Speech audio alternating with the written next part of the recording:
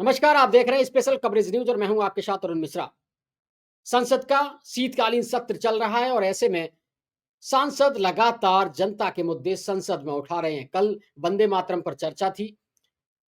आपने देखा किस तरीके से विपक्षी सांसद, चाहे वो संजय सिंह हो, अखिलेश यादव हो, राहुल गांधी हो, प्रियंका गांधी हो, तमाम नेताओं ने बड़ी मुखरता से अपनी बात रखी और सरकार को ऐसा सबक सिखाया कि जो ये भाषण उन्हें याद रहेगा। ऐसा ही आज संसद में फिर नजारा देखने को मिला जब मैनपुरी से सांसद डिंपल यादव ने सरकार को एक बार फिर आईना दिखाया।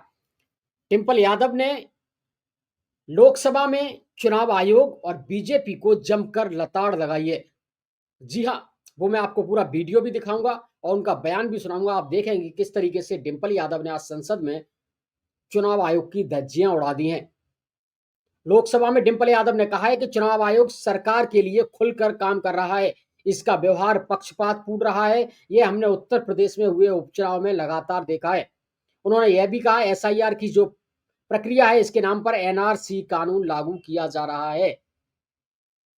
लगातार विपक्षी ये दावा कर रहे हैं कि ये जो एसआईआर है इसमें एनआरसी लागू किया जा रहा है और ये आज संसद के पटल पर डिंपल यादव ने बात रखी और उन्होंने कहा कि ये जो एसआईआर की प्रक्रिया है इसके नाम पर एनआरसी कानून लागू किया जा रहा है।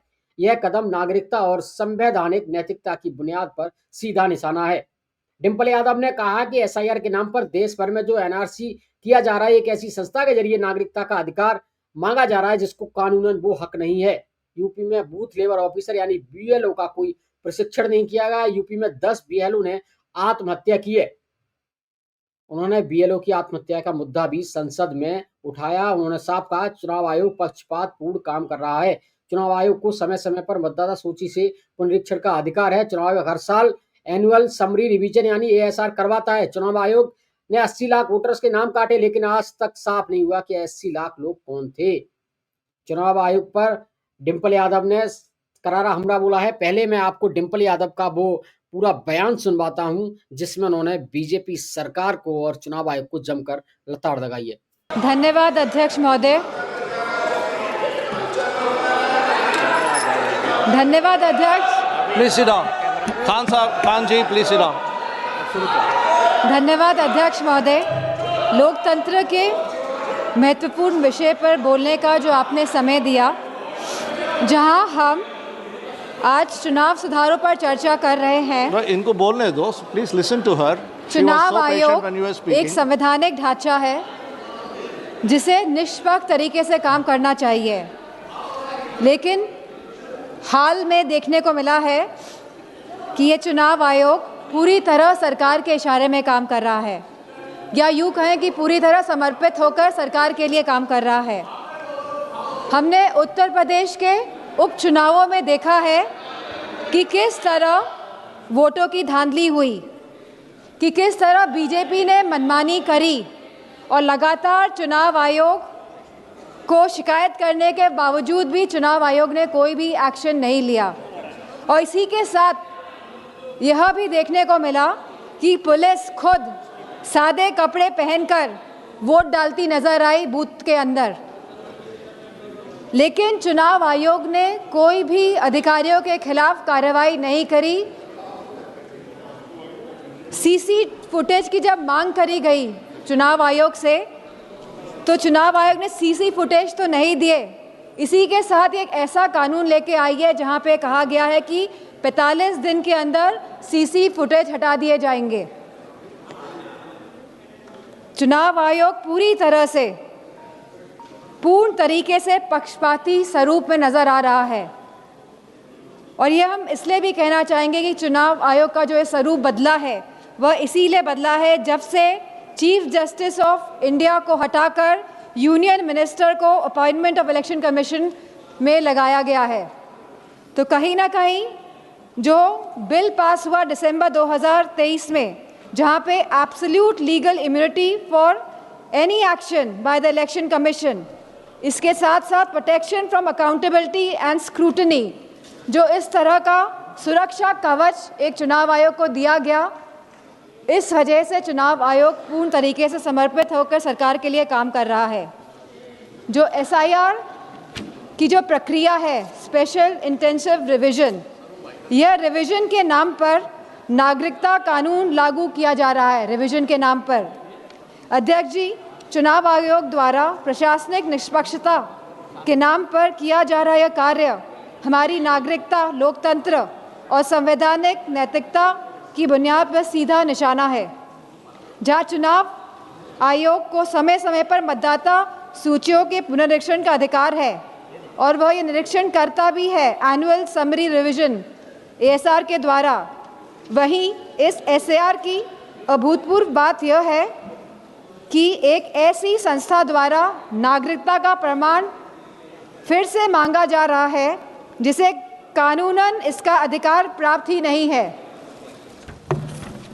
अब तक चुनाव आयोग एक ऐसी संस्था रहा है जिसका उद्देश्य हर मतदाता को शामिल करने का रहा है, लेकिन इस SIR के माध्यम से मतदाता को शामिल करने का यह सिद्धांत उलटकर बाहर करने की दिशा में तब्दील होता जा रहा है। जहां बिहार में SIR कराया गया और लगभग 80 लाख वोटर्स को डिलीट किया गया और यह सूची आज भी उपलब्ध नहीं हो पा रही है कि 80 लाख वोटर्स आखिरकार कौन थे।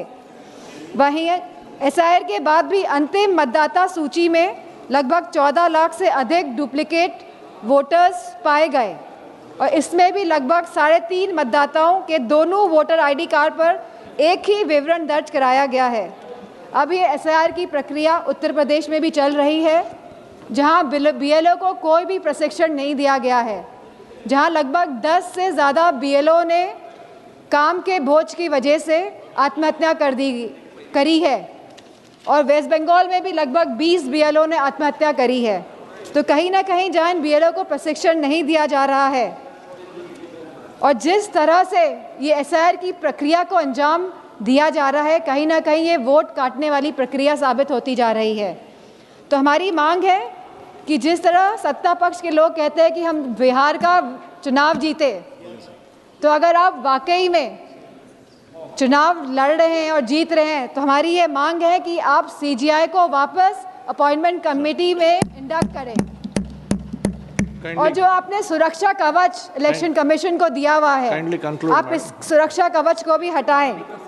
और इसी के साथ समाजवादी पार्टी की यह मांग है कि बैलेट पेपर के माध्यम से ही चुनाव इस देश में कराया जाए और जिस तरह के मॉनेटरी बेनिफिट्स जब चुनाव किसी राज्य में चल रहा है आप बैंक खातों में पहुंचा रहे हैं, तो मेरा यह मानना है कि कहीं ना कहीं ये वोट जो लोग डाल रहे हैं, वोट डालने में भी इसका इफेक्ट होता है, तो इसे बंद करा जाए। इन्हीं शब्दों के साथ मैं ये बात भी कहना चाहूँगी कि ये जो नागरिकता कानून है, जो ये SIR जो ये लाया जा रहा है, इसे हटाया जाए जिससे कि सही मायनों में लोगों के वोटों का अधिकार सुरक्षित रह सके। धन्यवाद। माननीय श्री आपने सुना डिंपल यादव का ये बयान, जिसमें उन्होंने बेहद तर्कपूर्ण तरीके से चुनाव आयोग और बीजेपी सरकार को घेरा है। डिंपल यादव ने ये मांग की है कि अब बैलेट पेपर से चुनाव हो और EVM से चुनाव पर रोक लगे। केंद्र सरकार ने चुनाव आयोग को जो सुरक्षा कवच दिया है उसे भी हटाया जाए ताकि चुनाव निष्पक्ष हो सकें। आज के लिए सिर्फ इतना ही। नमस्कार।